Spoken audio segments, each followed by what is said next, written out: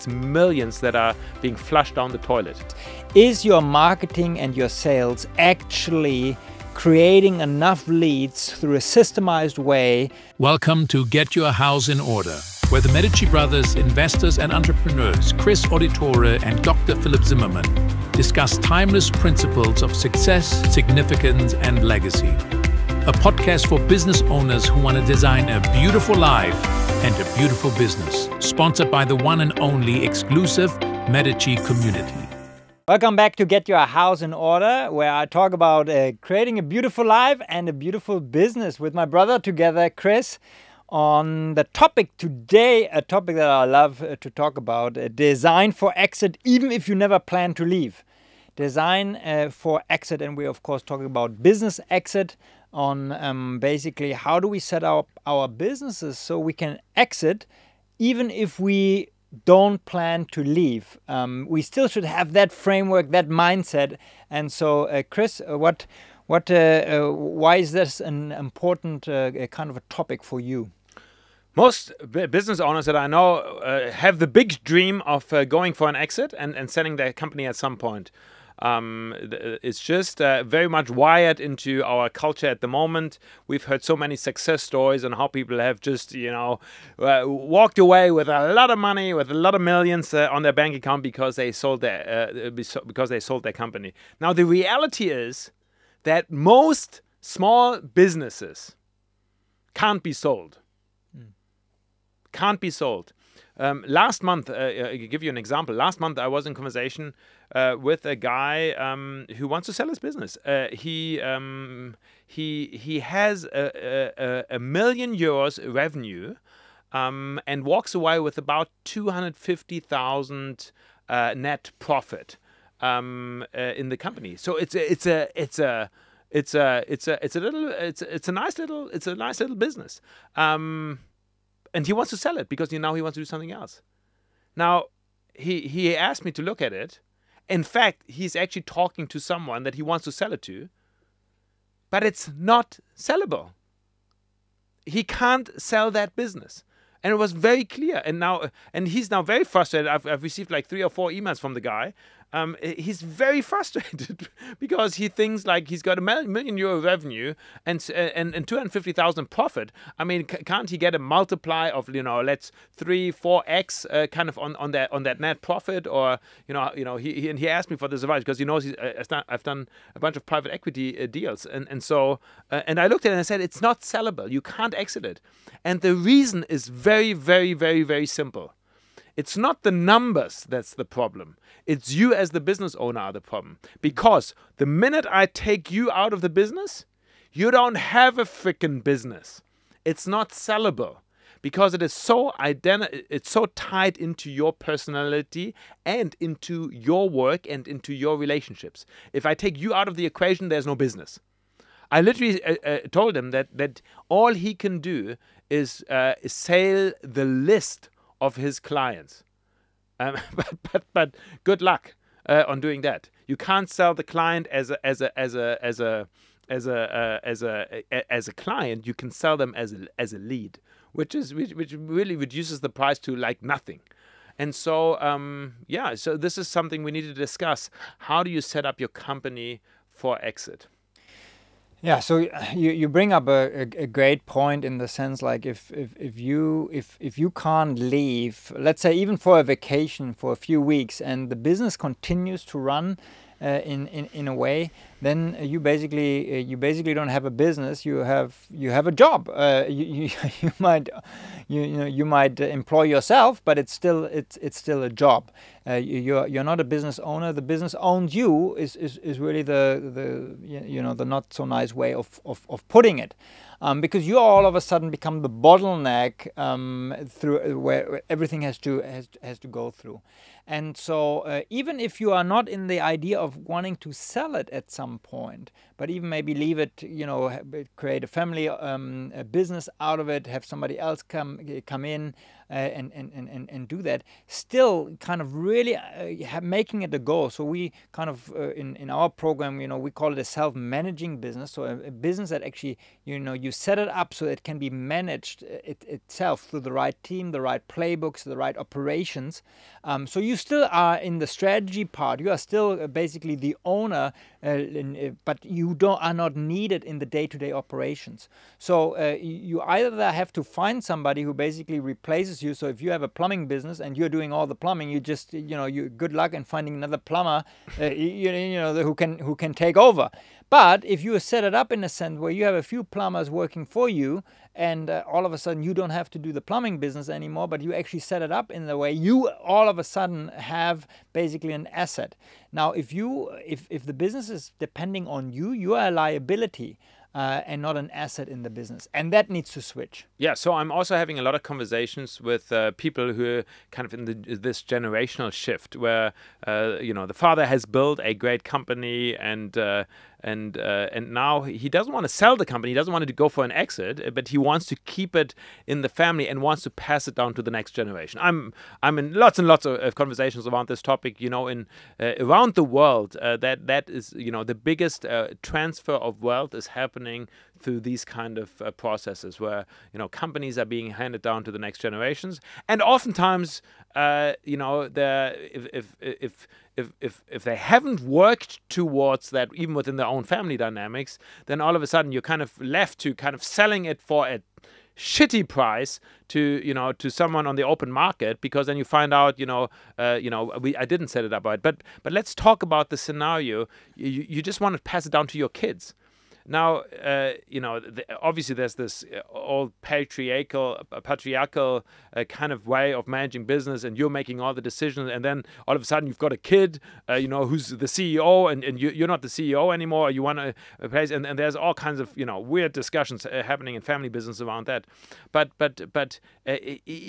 specifically also, so not just for going an outside exit, even an inside exit. So that's what I call it. You want to exit the company because you want to retire, in a sense you don't want to be operational anymore. You want to hand it to your kids.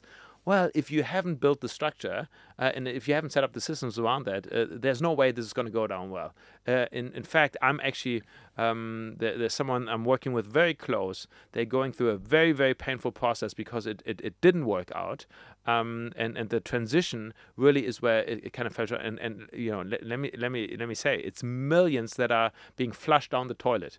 That great value that had been created is really kind of almost kind of running into nothing because that shift has not, that setup has not been done properly. Yeah, so I think the reason why this is so difficult, there's almost like an identity shift that needs to happen.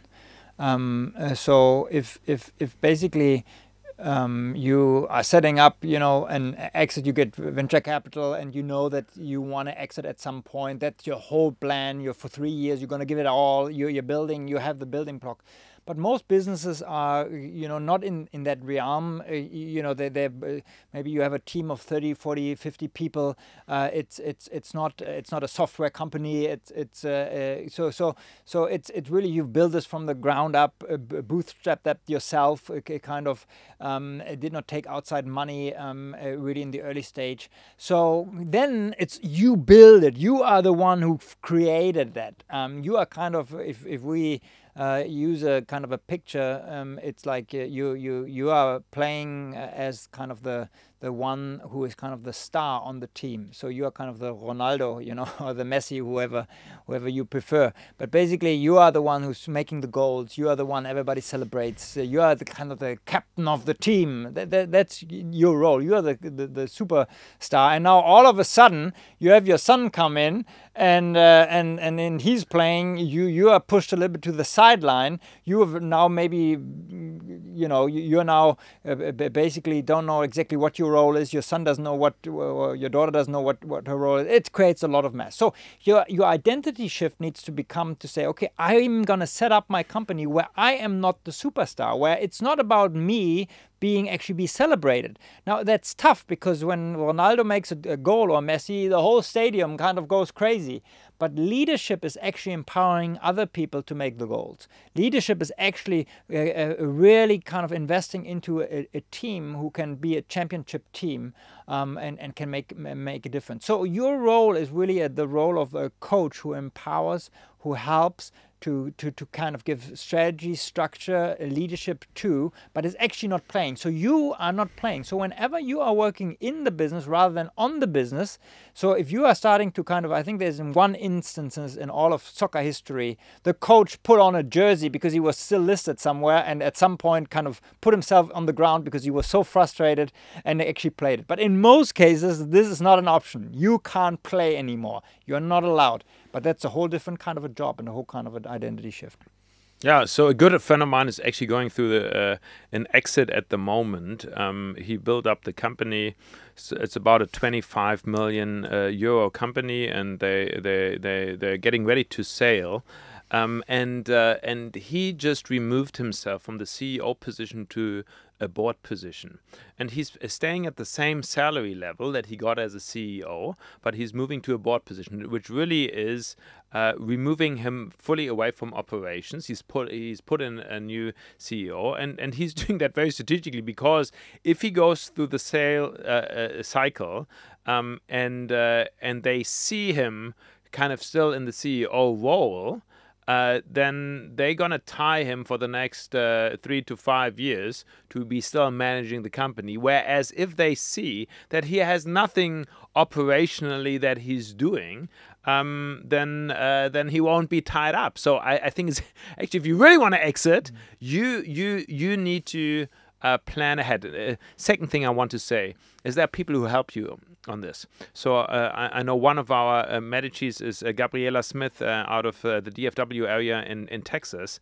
and her background is in law, but she's really much more than a great lawyer. She really helps entrepreneurs and founders kind of exit companies and make a lot of money by working on getting the company ready for that exit.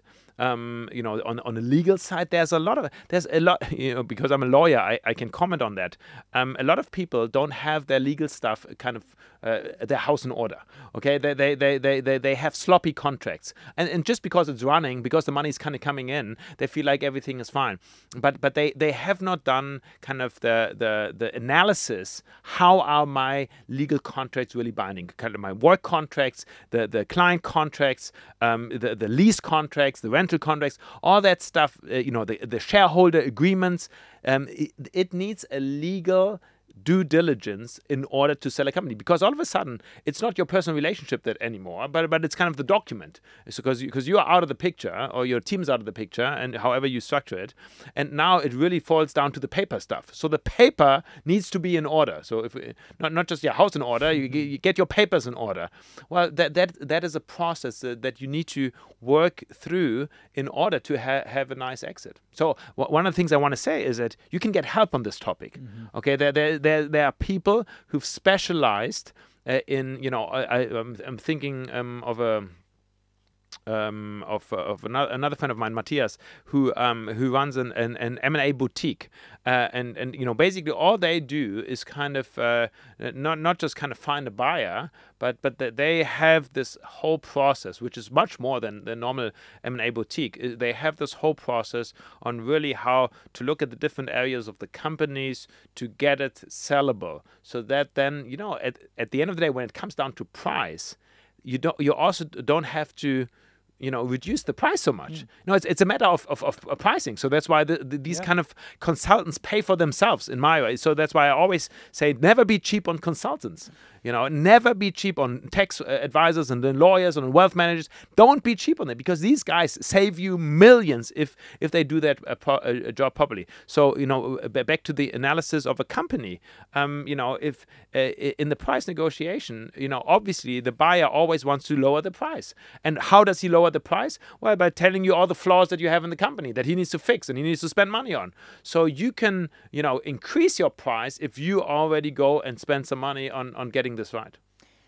Well, it's kind of the old saying that if I want to go home, and let's say my home is here in the back, but I'm going into that direction, and I can be as motivated as I want, whining, getting excited to see my wife and to see my kids at home, and I'm kind of envisioning on how I will actually spend time with them and how I will have a great dinner when we get home. But I'm still walking right in the opposite direction. All of the motivation, all of the self-talk, all of the visualization and the goal setting is going out of the window. I will never get to my home because I'm just on the wrong road. I'm going into the wrong into the wrong direction, and getting a roadmap from somebody who's actually helping us, setting up to say, okay, we have identified the goal and there's motivation going there. We still need the right path to actually get there, and there are some paths in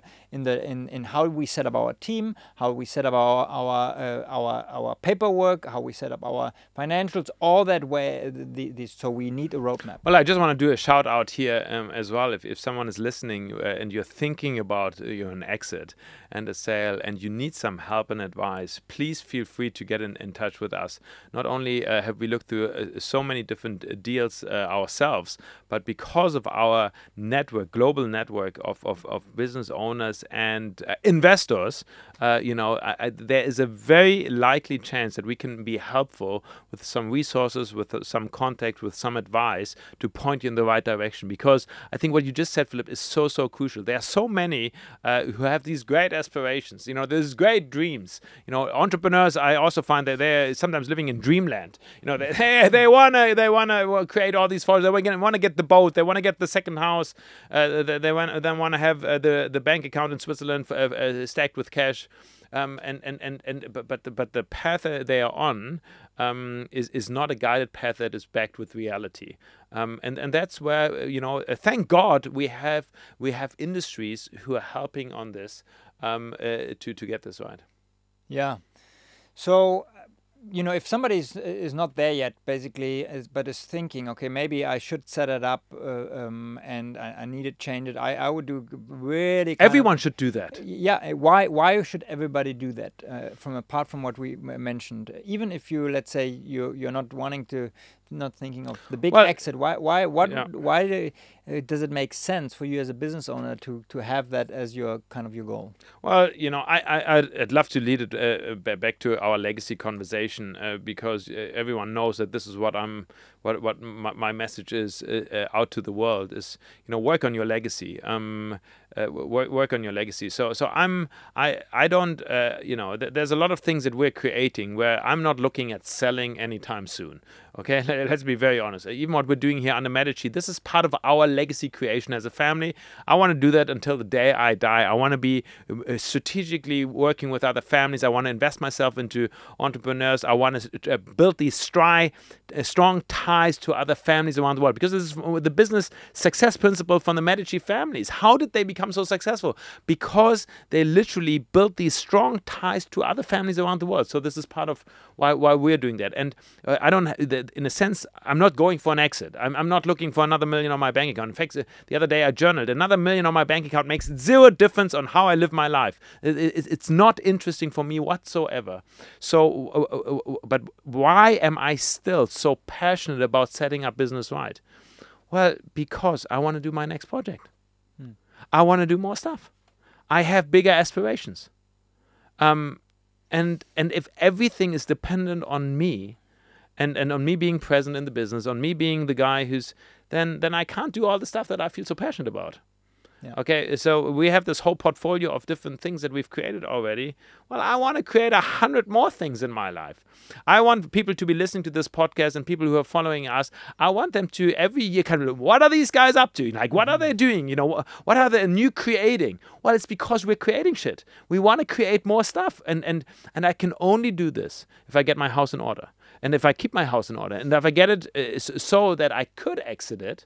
But I'm not. In fact, you know that, Philip, a lot of our stuff could be sold. If we wanted to liquidate and we wanted to sell some stuff, well, it could be sold. But we're not, because we don't have to. We don't need to. That's also a beautiful position. That can actually give you some nice sleep at night. If you have a company, you could sell it, but you don't have to. In fact, yesterday I was on a call with a French business guy from Paris, who lives in New York, and he told me, I have had 10 offers on my company over the last 15 years, 10 offers. And he said, I don't know if everyone was, but I would say 8 out of 10 were serious offers on my company. And I've chosen not to sell. And you know what? He looked at me and he kind of gave me this smile. It's like, I could, but I'm not. And I thought, this is cool. This is a nice position to be in. And I would tell everyone, this is the position you want to be in. You want to be in the position where you could sell, but you're not. You keep on. So in our self-managing business kind of a program where we actually help people actually set this up and put the right pieces and the roadmap actually in place so that we can get there. One thing that I realize is often that we forget the foundational piece that is needed in order to have a self-managing business, and so I just want to hint on that if you're thinking, okay, where do I start? Where do I start when I look at a business to kind of see how do we get to a self-managing business? It's not just to optimize operations, it's not just to get new systems, playbooks, delegation, all of that in place. Is your marketing and your sales actually creating enough leads through a systemized way, and enough leads are converted into sales, and enough sales are basically upsold or asked for referrals? Is this basically the foundation we call the 10x revenue framework that we actually take people through 5 different categories and say, let's optimize each category? Because if you get that right, everything else even can be fixed with money, normally if it comes up as a problem through hiring, because you have enough, you have the cash flow that comes in through the right marketing and the right sales. If you don't have that, you basically are always going to have a problem to set this up, because you basically are always kind of fighting for new clients or new customers, and that's a problem. Well, and let me do a shout out here for the bootcamp we're putting together. So we are inviting people to join us, not just kind of on the online side, which is great. We go and get together with people from all over the world. I mean, we've got people from 25 different countries already working with us and being involved here in some of the coaching and training. But we're actually putting together some boot camps where we literally spend 3 days, 3 days together, and actually work on your company specifically, kind of with the framework, but immediately the implementation in that. So if you're watching this and you're like, what, I want to get my company to this kind of place, please get in touch. Drop us a note on bootcamp. We'll send you the information on what are the dates, when are we getting together to really design it. And again, this does not need to mean that you need to sell your company next month or next year. But you want to be in that position. You want to be so strong in that. And some may be listening who are kind of at the beginning of the journey, where they're not that far. Well, the earlier you can start by setting up your company in that way, the better. Because, I meet people who are like 8 years, 9 years, 10 years into, doing business, their own company, and it's still not at that place because they have the wrong framework. They have the wrong mindset, but also the wrong tools to kind of put this together. And so we really want to help in that and give some training, because this is creating a beautiful life for yourself. This is creating a beautiful company that can be passed on to your kids or be sold out on the market. Yeah, and it's not just kind of because of the end game, it's also kind of the journey. You did not start your company to be working 60 hours a week, doing stuff you don't like. And so really kind of getting out, building, following a roadmap on how to actually get to a self-managing business will create a freedom and a joy and a beauty in your own life that hopefully you get to a place to, if you don't want to sell, to say, I want to do this the rest of my life, because I do it out of joy. I'm actually focusing on the thing that I really want to do. So if you don't want to manage, then you can put in a manager, because you've set it up the way that he or she can still run it in a way that you want, and you can be part of the strategic decision decisions or the strategic pieces that you want to be, but you actually have time to think, you have time to reflect, you have time to network, you have time to learn and to study different strategies from other industries so that you can really elevate your business. Yes, and if you're a true entrepreneur, you also want to do some other stuff.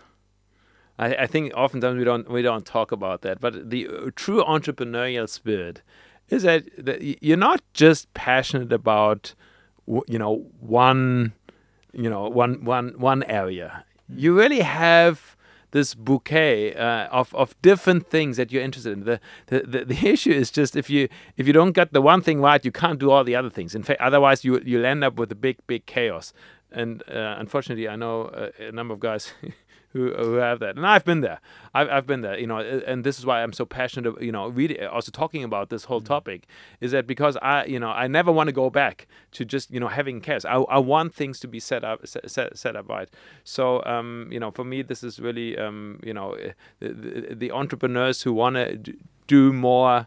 More beautiful things, more companies, more things. It's such a joy. The journey of creating that is so beautiful. So why would you be stuck only in one industry? There are different things you can have fun with. Well, not just industries, but there are also causes in the world where you feel like I can take my expertise and really do something good, have an impact, have a legacy, create something beautiful for other people because I have the freedom and I have the means, I have the team, all the resources to actually do that. But that only works when the company is set up in order also to run from the day-to-day operations without you, so that you can actually kind of invest into some of these endeavors. Otherwise, I've seen even business owners get too diversified too early, and then you don't take care of anything in the right way. So you have to get your house in order.